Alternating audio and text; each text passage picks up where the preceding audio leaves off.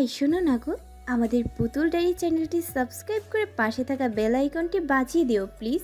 আর গল্পটি ভালো লাগলে অবশ্যই লাইক কমেন্ট করে শেয়ার করে দিও। বের হওয়ার পর দেখলো বাইরে 3জন গার্ড সহ একজন নতুন ড্রাইভার দাঁড়িয়ে আছে। এই পজিটিভনেস দেখে বিরক্ত হয়েছিল। ঘুরতে যাওয়ার সময় যদি এভাবে রোবটের মতন পেছনে পেছনে ঘুরে তাহলে তো বিরক্ত হবে। সুফিয়ানের মুখের দিকে অসহায় মুখ করে তাকে বলেছিল, শুনুন। সুফিয়ান ভাবলো হয়তো প্রাণেশার খারাপ লাগছে, তাই অস্থিরভাবে বলল, খারাপ লাগছে প্রাণ? এই পেছনে আর সামনের বডিগার্ডদের যেতে বলুন না। সুফিয়ান গম্ভীর মুখভঙ্গিতে বলা, না প্রাণ, সম্ভব নয়, এরা সাথেই থাকবে। প্রাণেশা মুখ লটকে হাঁটতে লাগলো। সুফিয়ান প্রাণেশাকে আরো ভালো করে জড়িয়ে হাঁটা শুরু করলো। প্রাণেশার পাঁচের মতন মুখটা দেখে মনে মনে বললা, তোমার জন্যই তো সব প্রাণ। তুমি জানো না তোমাকে আমার কাছ থেকে ছিনিয়ে নিতে কত হায়নারা উৎপেতে আছে। কষ্ট হলেও এতে অভ্যস্ত হতে হবে তোমায়। গাড়িতে করে পৌঁছতে পৌঁছতে 10টা বাজল। গিলি গেটওয়ে নামক জায়গা থেকে নুসা লেম্পগান আইসল্যান্ড যেতে হয়। গিলি গেটওয়েতে এসে প্রাণেশা দেখলো সমুদ্রের মাঝে অনেকগুলো স্পিড বোর্ডের মতন কিছু। কৌতূহলী প্রশ্ন করলো, ওটা কি স্পিড বোর্ড?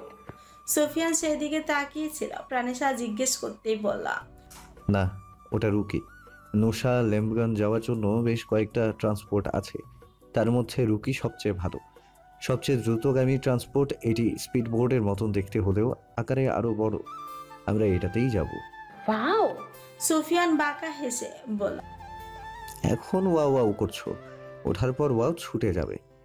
প্রাণেশা শুকনো ঢোক গিলে বড় বড় চোখ করে বলল, মানে ওই যে সামনে কত মানুষ চড়ছে, তারা তো চুপ করে বসে আছে, আপনি ভয় দেখাচ্ছেন আমায়? প্রাণ, তারা এখানে নিয়মিত আসা যাওয়া করে। বাসে যেমন অভ্যাস হয়ে যায় তেমনি তাদেরও অভ্যাস হয়ে গেছে। প্রাণেশা মুখ কাঁদো কাঁদো হয়ে গেছে। সুফিয়ান ঠোঁট চেপে হাসছে। প্রাণেশা যে কি পরিমাণে ভীতু এইটা তার থেকে ভালো কে জানে। রুকিতে উঠে কাচুমাচু মুখ ধুয়ে বসলো প্রাণেশা। সিট খামচে ধরে বসে আছে সে। সুফিয়ান সামনে বরাবর বসে আছে আর প্রাণেশার মুখ দেখে মিটিমিটি করে হাসছে। পেছনের রুকিতে বডিগার্ডরা বসেছে। প্রাণেশা ওপর দিকে তাকে বিড়বিড় করে বলছে, লা ইলাহা ইল্লাল্লাহু মুহাম্মাদুর রাসূলুল্লাহ, আস্তাগফিরুল্লাহ, নাউজুবিল্লাহ। আল্লাহ এই যাত্রায় বাঁচিয়ে দাও, একদম ভালো হয়ে যাব, কখনো মিথ্যে বলবো না, হুজুরনি হয়ে যাব, বেশি কথা বলবো না, তাসবিহ হাতে ঘুরবো। সুফিয়ানের পেট পেটে হাসি আসতে চাইছে। এত বাচ্চামো কেউ করতে পারে? আর বলছে বেশি কথা বলবে না, অথচ ননস্টপ পকপক করছে। এমনিতে যথেষ্ট বুঝদার, ভয় পেলে সবকিছু বোঝাবুঝি শেষ। রুকি স্টার্ট দিয়ে চলতে শুরু করতে প্রাণেশা ভ্যা ভ্যা করে কেঁদে চিৎকার করে বলা, আল্লাহ গো, আমি নেমে যাব, আমাকে নামিয়ে দাও, নাতি পুতির মুখ দেখা আমার আর হলো না বুঝি। প্রাণেশাকে শক্ত করে জড়িয়ে ধরে বসে আছে সুফিয়ান। এই 15 মিনিট যাবৎ অনবরত হিচকি তুলে কান্না করছে প্রাণেশা। এখন মনে মনে নিজেকেই বকছে সুফিয়ান। প্রাণেশার ওয়াটার ফোবিয়া আছে। এই কথাটা সুফিয়ানের মনেই ছিল না। নিজের প্রতি এত রাগ কখনো লাগেনি যতটা আজ লাগছে। প্রাণেশার ভয় আপাতত কাটাতে হবে ভেবে প্রাণেশাকে উঠিয়ে বসালো। প্রাণেশার মুখ লাল হয়ে গেছে, মনে হচ্ছে হালকা ছোঁয়ালে টুপটুপ করে রক্ত বের হবে। সুফিয়ান নিজের হাত দিয়ে যত্ন করে মুখ চোখ মুছিয়ে দিল। প্রাণেশাকে পানি খাইয়ে দিয়ে জড়িয়ে রাখলো বাহু ডোরে। প্রাণেশার ঠোঁট উল্টে বলা, আপনি আমায় ভয় দেখাচ্ছিলেন? সুফিয়ান প্রাণেশার ঠোঁটে আঙুল ছুঁয়ে বলা, না প্রাণেশ্বরী, রুকি সত্যি দ্রুত চলে, এখন আমি বলাই ধীরে চালাচ্ছে। প্রাণেশা চুপ করে বুকের সাথে লেপ্টে আছে। সুফিয়ান বলা, প্রাণেশ্বরী, এইভাবে চললে তো দ্রুত পৌঁছাতে পারবো না। প্রাণেশা করুণ দৃষ্টিতে তাকিয়ে থাকলো। সুফিয়ান মৃদু হেসে বলা, ভয় পাচ্ছ কেন? এক কাজ করো, তুমি শক্ত করে আমায় ধরে রাখো তো, আর যা ইচ্ছে প্রশ্ন করো। প্রাণেশা প্রশ্ন করতে পছন্দ করে, তাই সুফিয়ান ভয়ে ভুলাতে এই কথা বলা। সুফিয়ান হাত দিয়ে ইশারা করতেই রুকি আবারও দ্রুত চলতে শুরু করলো। নর্মাল যে কেউই রুকিতে ভীষণ উপভোগ করবে। নীল সমুদ্রের জলের স্নিগ্ধ ফোঁটাগুলো মুক্তোর দানা মনে হবে। কিন্তু এসবের কিছুই দেখতে পেল না প্রাণেশা। তার যে সাধারণ কোনো ফোবিয়া নয়, প্রাণেশা মনে মনে ভাবল। যদি সেই ঘটনাটা আমার সঙ্গে না ঘটতো তাহলে আমি হয়তো আজ সবকিছু উপভোগ করতে পারতাম। এক দীর্ঘশ্বাস ফেলে আরো শক্ত করে ধরে রাখলো সুফিয়ানকে। সুফিয়ানকে হঠাৎই একটা উদ্ভট প্রশ্ন করতে মন চাইল প্রাণেশার। চট করে বলল। আপনি আগে কারো প্রেমে পড়েছিলেন? সুফিয়ান ফির কোচকে বলা। হঠাৎ এই প্রশ্ন? আপনি কিন্তু বলেছেন সব প্রশ্নের উত্তর দেবেন। তবে শোনো, আমি এক এলোকেশীর প্রেমে পড়েছিলাম কয়েক বছর আগে। প্রাণেশার মুখ কালো হয়ে যায়। ভালো না বাসলেও সুফিয়ান তার স্বামী। মেয়েরা সব ভাগ করতে পারলেও স্বামীর ভাগ কাউকে দিতে চায় না। এ যেন একান্ত ব্যক্তিগত মানুষ। প্রাণেশার মনে কিছু একটা চিনচিন করে উঠল। ভাবতে কষ্ট হলো তার আগে এই বুকে অন্য কারো স্থান ছিল, ভালোবাসাটা অন্য কারো নামই ছিল। ধূপ করে মনে এলো রেয়ানকে যখন প্রাণেশা জড়িয়ে ধরেছিল তখনও কি সুফিয়ানের এমন কষ্ট হয়েছিল? না, হয়তো আরো বেশি হয়েছে। ভাবতে বুক ভারী হয়ে এলো। না, আজ থেকে সব কিছু নতুন করে শুরু করবে।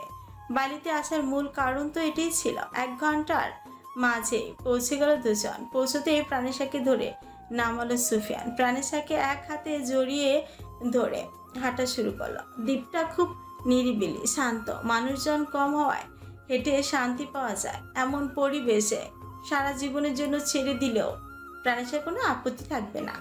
এখানে অনেকগুলো সুন্দর রিসোর্ট ও ভিলা আছে। হারতা লেমগান নামক ভিলায় উঠল সুফিয়ান ও প্রাণেশা। সুফিয়ান প্রাণেশাকে রুমে পাঠিয়ে বলল 1 ঘন্টা পরই আসবে। সুফিয়ান মূলত সিকিউরিটি গার্ডদের আরো কড়া ভাবে নজর রাখতে বলার জন্য গেল। প্রাণেশা রুমে ঢুকতে দেখলো রুমটা থেকে কাছেই সমুদ্র দেখা যায়। কিছুক্ষণ ঠান্ডা হাওয়া উপভোগ করে গুনগুন করে ওয়াশরুমে গেল শাওয়ার নিতে। ক্লান্ত হয়ে টাইয়ের নট ঢিলে করতে করতে রুমের দরজায় খুলতে হা করে তাকালো। এ কি, রুমে 1 ফোঁটাও আলো নেই। প্রাণেশা এই ঘুটঘুটে অন্ধকার কি করছে? হাত দিয়ে খুঁজে খুঁজে দেয়ালের সুইচ বোর্ডে সুইচ চেপে লাইট জ্বালালো। সাথে সাথে অবাক হয়ে মাথা চক্কর দিয়ে উঠল। এইসব কি? বিছানায় লাভ শেপ করে গোলাপের পাপড়ি, আশেপাশের কয়েকটা ক্যান্ডেল লাইট। সুফিয়ান ঘরের লাইট বন্ধ করতেই ঘরের হালকা মোমের আলো নিজের শোভা ছড়ালো। তবে তার প্রাণ করেছে ভাবতেই মনে খুশির জোয়ার বইল। এতদিনের অতি প্রত্যাশিত মেয়েটি তাকে আজ এত বড় সারপ্রাইজ দিল ভেবেই মুখে হাসি ফুটলো। কিছু দূর এগিয়ে দেখলো প্রাণেশাকে জানালার পাশে দাঁড়িয়ে থাকতে। এখানে আরো বড় শখ খেলো যখন দেখলো প্রাণেশা নাইটি পরেছে, তাও হাঁটুর একটু নিচ পর্যন্ত। পিঠের অর্ধেকের বেশি দেখা যাচ্ছে। হায় আল্লাহ, এ তো তাকে পাকাপোক্ত ভাবে মারার প্ল্যান। ঘাম ছুটে গেল সুফিয়ানের। শুকনো ঠোক গিলে প্রাণেশার কাঁধে পেছন থেকে হাত রাখতে প্রাণেশার সামনে ফিরল। মাতালের মতন হাসতে সুফিয়ান ফ্রু কুচকে বলল, আর ইউ ড্রাঙ্ক প্রাণ? প্রাণেশা বাচ্চাদের মতো মাথা নাড়িয়ে বলল, বেশি না, একটু। সুফিয়ান বড় বড় চোখ করে বলল। ড্রিঙ্কস কোথায় পেলে তুমি? প্রাণেশা খাটের নিচে থেকে একটা ওয়াইনের বোতল বের করে গর্বের হাসি দিল। এ যেন খুবই গর্বের একটি কাজ। হাসতে হাসতে বলল, কিছুক্ষণ আগে একজন ওয়েট্রেস এটা দিয়ে গেল। তারপর বাচ্চাদের মতো করে ঠোঁট উল্টে করে বলল, বিশ্বাস করুন আমি চাইনি এটা খেতে, কিন্তু এই যে বোতলটা বারবার খালি বলছিল একটু খেয়ে দেখো, ভীষণ টেস্ট। আমি কি করব, একটু খেয়ে নিলাম। সুফিয়ানের মাথায় হাত। এ কি সর্বনাশ! এমনিতে এই কথার চোটে কান ঝালাপালা করে দেয়। এইসব খেয়ে সারা রাত আর ঘুমাতে দেবে না। চিন্তিত ভঙ্গিতে এইসব ভাবতে হঠাৎ দেখলো প্রাণেশা তার পায়ের উপর পা রেখে গলা জড়িয়ে ধরল। প্রাণেশা হয়তো খুব বেশি একটা মাতাল হয়নি, জ্ঞান আছে এখনো ভালোই। হালকা নেশা নেশা কঞ্চে বলা, আপনি এত সুন্দর কেন? সুফিয়ান হাঁ করে তাকিয়ে আছে। তাকেও আরো অবাক করে দিয়ে প্রাণেশা সুফিয়ানের অ্যাডামস অ্যাপেলের নিচের সেই তিলটায় গাঢ় ভাবে ঠোঁট ছোঁয়ালো। সুফিয়ানের পুরো শরীর ঝাঁকি দিয়ে উঠল। ভেতরে ভেতরে কিছু একটা হচ্ছে টের পেতে সুফিয়ান বলল, এমন করে না লক্ষ্মীরে, তুমি এখন হুঁশে নেই, পরে পস্তাবে, চলো ঘুমাবে। প্রাণেশা কথায় তেমন গুরুত্ব দিল বলে মনে হয় না। সে সুফিয়ান আর তার মাঝের হালকা দূরত্বটুকু ঘুচিয়ে আরো কাছে এগিয়ে এলো। ছোট বাচ্চার ন্যায় আবদার করল। আমি আপনার ঠোঁটটা খাই। সুফিয়ান কড়া কণ্ঠে বলল, চুপ, চলো ঘুমাবে। ঠোঁট কোনো খাওয়ার জিনিস নয়। প্রাণেশা জেদ করার ভঙ্গিতে বলা, না আমি খাবো, বেশি না, একবার, সত্যি বলছি। সুফিয়ান নিজের নিয়ন্ত্রণ হারিয়ে ফেলল। শেষবারের মতো বলল, এমন বলতে নেই প্রাণ, ভয়ঙ্কর কিছু ঘটে যাবে। প্রাণেশা গলা জড়িয়ে গা এলিয়ে দিতেই সুফিয়ান পাজা কোলে উঠে বিছানায় শুয়ে উম্মাদের মতো গলায় চুমু খেতে লাগলো। প্রাণেশা হালকা হলেও হুঁশে আছে, ছোঁয়ায় লজ্জায় মিয়ে যাচ্ছে। সুফিয়ান পেছনে ফিতা খুলতে নিলেই প্রাণেশা লজ্জায় মাথা নেড়ে না বলল। সুফিয়ান অদরের কোণে হেসে বলল, আমি তো বলেছিলাম প্রাণেশ্বরী, এখন না করলেও আমি যে শুনবো না। সারা রাতের ভালোবাসায় প্রাণেশার সত্যি মনে হলো তার ভুল হলো বিশাল ভুল, সর্বনাশা ভুল। মেঘ জমতে জমতে ঘন এক আস্তরণ ফেলেছে আকাশের বুকে। হঠাৎ হঠাৎ বিদ্যুৎ চমকাছে, নিকষ কালো আধার জাপড়ে ধরেছে আলোকে, যেন কোনোভাবেই আলোকে পৃথিবীর বুকে যেতে দিবে না। আলো প্রাণপণে চেষ্টা করছে বিধায় এখনো অব্দি হালকা আলো রেশ দেখা যাচ্ছে। বাতাসের ধাক্কায় রুমের পর্দা ভেদ করে রুমটাকে শীতল করে দিয়েছে। সুফিয়ান চোখ খুলে কোনো মতে জানালাটা বন্ধ করে দিল। ঘরের বাতি নিভানো থাকায় ঝাপসা লাগছে সবকিছু। ঘুমের ঘোর একটু হালকা হতেই খেয়াল হলো প্রাণেশার কথা। হাত দিয়ে পাশ হাতড়াতেই দেখলো পাশের জায়গাটা খালি পড়ে আছে। ফ্রিকুচকে এলো, গায়ের চাদরটা ভালো করে টেনে উঠে চোখ কষলে আশেপাশে তাকালো। চোখে পড়লো সদ্য স্নান করে বের হওয়া প্রাণেশার দিকে। আয়নার সামনে দাঁড়িয়ে চুল মুছছে, গায়ে সুতির হলুদ শাড়ি, কাঁচা হলুদ রঙের শাড়িতে রূপবতী লাগছে খুব। এতদিন বিয়ে হলেও বলবো ভাবটা আজ এসেছে। সুফিয়ান নিজ মনে হাসল। পাশে থেকে তাওয়ালটা গায়ে পেঁচিয়ে প্রাণেশার পেছনে গিয়ে দাঁড়ালো। প্রাণেশা আগেই সুফিয়ানকে উঠতে দেখেছে, কিন্তু কাল রাতের করা নিজের কাণ্ডে লজ্জায় আর কথা বলার সাহস করেনি। চুপচাপ নিচের দিকে তাকিয়ে চুল মুছতে নিচ্ছিল। সুফিয়ান লজ্জাটা বুঝে নিল। চুলের পানিতে ভিজে থাকা পেটটায় হাত ছোঁয়ালো। প্রাণেশা ছিটকে সরে গেল। সুফিয়ান এখনো একইভাবে দাঁড়িয়ে আছে। প্রাণেশাকে সরতে দেখে প্রাণেশার হাত ধরে কাছে নিয়ে এলো। হালকা রাগ কঞ্চে বলল, আমি কাছে এলে কখনো সরবে না প্রাণ। প্রাণেশা চোখ তুলে তাকালো। সুফিয়ান হেসে বলল, আরে তুমি কি সিনেমার নায়িকা নাকি? হ্যাঁ, অত লজ্জা পেতে হবে না। প্রাণেশা চোখ নামিয়ে ফেললো। সুফিয়ান প্রাণেশাকে ঘুরিয়ে পেছন থেকে জড়িয়ে ধরে কাঁধে মাথা রাখলো। অদ্ভুত ভঙ্গিতে বলল, শুরুটা যদিও সিনেমাটিক ছিল, কিন্তু শেষটা বাস্তব দিয়ে হবে। I have to ready for everything. প্রাণেশার কথার মাথা মুন্ডু বুঝতে না পেরে বলল, মানে সিনেমা বাস্তব এসব কি বলছেন? সুফিয়ান মৃদু হেসে বলল, কিছু না প্রাণেশ্বরী, যে যাই বলুক তুমি শুধু আমায় ভরসা করবে, বাকি সব কিছুর সঙ্গে আমি লড়াই করব। কিছুটা থেমে বলল, আমি সামা নিয়ে আসি, তুমি কল দিয়ে খাবার অর্ডার করে নাও, যা ইচ্ছে। প্রাণেশা তাকিয়ে রইল সেই দিকেই। সুফিয়ান কেসে মেনে নিয়েছে, এখন তো ভালোবেসেও ফেলেছে, কিন্তু তাই বলে রহস্য উন্মোচনের ইচ্ছেটা এখনো বহাল। মনে মনে বারবার নানান চিন্তা ভাবনা আসে। সত্যি মিথ্যার এক গভীর জালে আটকে গেছে তা তা বুঝতে পারছে প্রাণেশা। এতটাও বোকা নয় সে। কাউন্টারে কল দিয়ে খাবার অর্ডার দিল। চুপ করে কিছু ভাবছিল সে। এমন সময় মোবাইলে একটা কল এলো। প্রাণেশার কপালে ভাঁজ পড়লো, মনে মনে বলল, এয়ারপোর্ট থেকে তো সিম চেঞ্জ করে দিয়েছে, এই নাম্বার তো কারোর কাছে নেই, তাহলে কে কল করলো? কিছুটা সময় নিয়ে রিসিভ করতেই কানে ভেসে এলো আদুরে লাইন, কেমন আছেন শতসেনী? কে বলছেন? আপনার কোনো এক শুভাকাঙ্ক্ষী। মানে? শুভাকাঙ্ক্ষী মানে বোঝেননি? আপনার ভালো চাই আমি।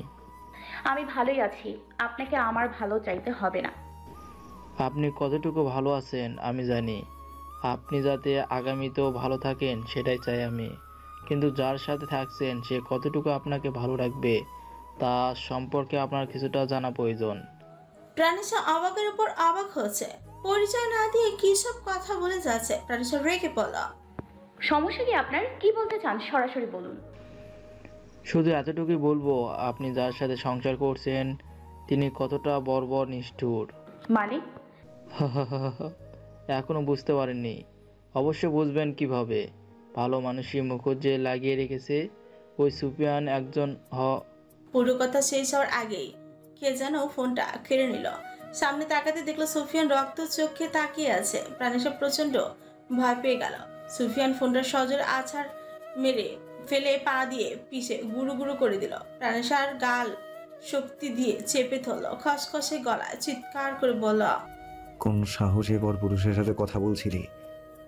প্রাণেশা ভয় মুখ দিয়ে কথা বের করতে পারছিল না। সুফিয়ান ঘাড় বাঁকিয়ে সেই প্রথম দিনের ন্যায় হেসে বলল, তুমি কি জানো প্রাণ, এর শাস্তি কতটা ভয়ানক হতে পারে? প্রাণেশা চোখ ভরা বিস্ময় নিয়ে বলল, কে আপনি? আপনার আসল পরিচয় কি? সুফিয়ান সঙ্গে সঙ্গে প্রাণেশার গালে চর বসিয়ে দিল। প্রাণেশা হতভম্ব হয়ে সেখানেই আফগান হয়ে পড়ল। তার মস্তিষ্ক বোধ হয় সুফিয়ানের আসল রূপটা মেনে নিতে পারল না। আপন মানুষের হঠাৎ বদলে যাওয়া আমরা কখনোই মেনে নিতে পারি না। আমরা ভরকাই চমকে যাই, হতবাক হই। আর তা যদি নিজের সবচেয়ে কাছের মানুষ স্বামী নামক মানুষটি হয়, তাহলে আঘাতের পরিমাণ হয় আরও দগদগে। ভেতরে ভেতরে আঘাতের চিহ্ন বাড়তেই থাকে। একসময় গিয়ে সম্পর্কটা হয়ে যায় ঠুনক। সম্পর্কের পিলারগুলো যেন ধসে পড়ে। 3 ঘন্টা আগের ঘটনায় মানসিকভাবে থমকে গিয়েছিল প্রাণেশা। হতবিহ্বল হয়ে পড়েছিল সুফিয়ানের ভয়াবহ রূপে। সবে মাত্র ভালোবাসতে শুরু করেছিল সে, কিন্তু সুফিয়ানের ভয়ে কুকড়ে যাচ্ছে। সুফিয়ান ঘর থেকে তখনই বেরিয়ে গেল। 3 ঘন্টা একেবারে আসেনি। অজ্ঞান হয়ে যাওয়ার কিছু সময় পরেই জ্ঞান ফিরে প্রাণেশার। থরথর করে কেঁপে উঠল সে। অজ্ঞান হয়ে যাওয়ার কিছু সময় পরেই জ্ঞান ফিরে প্রাণেশার। থরথর করে কেঁপে উঠল সে। আশেপাশে তাকিয়ে দেখলো ঘরের দরজা বন্ধ। মনে মনে ভাবলো পালিয়ে যাওয়ার কথা। দ্রুত উঠে দরজা খুলতে নিলে দেখলো ঘরের দরজা বাইরে থেকে লাগানো। 2-1 বার হাত দিয়ে বাড়ি দিল, কেউ নেই। বুঝাই যাচ্ছে তাছাড়া এই সময়টায় সবাই সাগর পাড়ে থাকে। বুঝে গেল সুফিয়ান তার যাওয়ার পথ বন্ধ করে গেছে। ভয়ে হতবুদ্ধি হয়ে প্রাণেশা ভয়ানক একটা সিদ্ধান্ত নিল। চোখ মুছে জানালার সামনে দাঁড়িয়ে নিচে উকি দিল। এখান থেকে লাফিয়ে নামার সিদ্ধান্ত নিয়েছে সে। নিচের দিকে তাকিয়ে বলল, এখানে থেকে লাফ দিলে বালুর ওপর পড়বো। খুব বেশি একটা ব্যথা পাবো বলে মনে হয় না। মনে মনে সাহস নিয়ে চোখ বন্ধ করে জানালার উপর দিয়ে দাঁড়িয়ে 1 পা বাইরে দিতেই পিছনে থেকে সুফিয়ান ট্রেনের নিচে নামিয়ে ফেলল। প্রাণেশা চমকে উঠল। সামনে তাকিয়ে দেখল সুফিয়ান দাঁড়িয়ে আছে। আগের মানুষটাই, কিন্তু চোখের ভাষা মুখের ভাষাটা আলাদা। সরি আগের মানুষটাই, কিন্তু চোখে মুখের ভাষা আলাদা। কয়েক ঘন্টা আগেই মুখে হিংস্রতা নিংড়ে পড়ছিল, অথচ এখন মুখটা ভীষণ অসহায়ের মতন। চোখ টলমল করছে। সুফিয়ান বুক উঠানামা করছে। দেখে মনে খুব ভয় পেয়ে আছে। প্রাণেশার হাত মুখ ভালো করে চেক করে প্রাণেশাকে বিছানায় বসালো। প্রাণেশা মনে মনে ভয় পাচ্ছে। কিছুক্ষণ আগেই পাগলের মতন ব্যবহার করেছিল, অথচ এখন কেমন শিশুর মতো আচরণ। সুফিয়ান হাঁটু গেড়ে বসে প্রাণেশার কোলের উপর মাথা রাখলো। হাত দুটো নিজের হাতের মুঠোয় নিয়ে অজস্র চুমু খেলো। প্রাণেশা বুঝতে পারলো সুফিয়ান ফোঁপাচ্ছে। প্রাণেশা না চাইতেও মায়া হলো। হাতের কবজিতে ভেজা অনুভব হতেই 1 হাত সরিয়ে সুফিয়ানের মাথায় রাখলো। সুফিয়ান প্রাণেশার কোল আরো শক্ত হাতে ধরে বলল, এমন আর কখনো করবে না প্রাণ। আমি তোমাকে পাওয়ার জন্য আমার সব হারিয়েছি, কিন্তু তুমি হারিয়ে গেলে আমি মারা যাব প্রাণ। চলে যাওয়ার আগে আমার নিঃশ্বাস বন্ধ করে দিও। তোমাকে হারিয়ে বাঁচা সম্ভব নয়। প্রাণেশা এবার বুঝতে পারলো জানালার উপর দাঁড়িয়ে থাকা সুফিয়ান ভেবেছে সে আত্মহত্যা করতে চাইছিল, কিন্তু মুখে কিছু বলল না, কারণ এটাই সুযোগ সত্যি জানার। মুখে গম্ভীরতা নিয়ে বলল, কিন্তু আপনার মতো একজন মানুষের সাথে একসাথে সংসার করা সম্ভব না। সুফিয়ান বোধহয় কয়েক বছর পর কাঁদল। সেই সময়ের কান্নার কারণও ছিল তার প্রাণ। আজও তাই প্রাণেশার দিকে করুণ দৃষ্টিতে তাকিয়ে বলল, ক্ষমা করে দাও প্রাণেশা, আমি ভীষণ রেগেছিলাম। আমি ভয়ে ছিলাম যদি সত্যি শুনে তুমি আমায় ছেড়ে চলে যাও। প্রাণেশা সন্দেহ গলায় বলল, এমন কি করেছেন আপনি যা শুনলে আমি আপনাকে ছেড়ে যাব? সুফিয়ান নিষ্প্রাণ হয়ে বসে রইল, দৃষ্টি নিচের দিকে। অপরাধীর মতন মুখ থমথমে। প্রাণেশা চুপ করে থেকে বলল, আপনি যদি আমার ধোঁয়াশায় রাখেন আমি ছেড়ে চলে যাব। আজই সব সত্যি বলবেন আপনি, আপনাকে আমার কসম। সুফিয়ান চমকে উঠল, হাত সরিয়ে বলল, কসম করা গোনাহ প্রাণ, এসব আর বলবে না। ঠিক আছে, কিন্তু আপনি আজই সব সত্যি বলবেন। সুফিয়ান লম্বা শ্বাস ফেলে বলল, বলবো প্রাণ, সব বলবো, তুমি নিজের কোনো ক্ষতি করবে না। সুফিয়ান আসার সময় খাবার নিয়ে এসেছিল। হাতের পাশা প্লেটটা নিয়ে এক চামচ নিয়ে প্রাণেশার মুখের সামনে নিয়ে বলল, আগে খাবারটা খাও, বিকেল হয়ে এলো, সকালেও কিছু খাওনি। প্রাণেশা বলল, কিন্তু সত্যিটা বলবো, আগে খাও তারপর। আচ্ছা। অর্ধেকটা খেতেই প্রাণেশার মনে পড়লো সুফিয়ান কাল থেকে কিচ্ছু খায়নি। সুফিয়ান চামচ আবার মুখের সামনে ধরলে প্রাণেশা বলল, আপনি খেয়েছেন না? সুফিয়ান মলিন হেসে বলল। আমি পরে খেয়ে নেব। প্রাণেশা জেদি গলায় বলল, না না, পেট ভরে গেছে, এটুকু আপনি খান। সুফিয়ান হাতে চামচ নিচে নামাতে প্রাণেশা খেয়াল করলো বাম হাতে সাদা ব্যান্ডেজ করা, হালকা ছোপ ছোপ রক্ত। প্রাণেশা বলল, এটা কি করে হলো? সুফিয়ান নিজের মুখে অল্প পাস্তা পুড়েছিল। হাতের কথা শুনে চিবাতে চিবাতে বলল, যে হাত তোমায় আঘাত করে সে হাতকে আমি কি করে অক্ষত থাকতে দিই প্রাণ? প্রাণেশা অবাক চোখে তাকিয়ে বলল, আপনি নিজেকে ইচ্ছে করে আঘাত করেছেন। সুফিয়ান হেসে উঠে চলে গেল, প্লেট রেখে বলল, চলো প্রাণ, আজ তোমার মনের সকল কৌতূহল প্রশ্ন মেটাবো।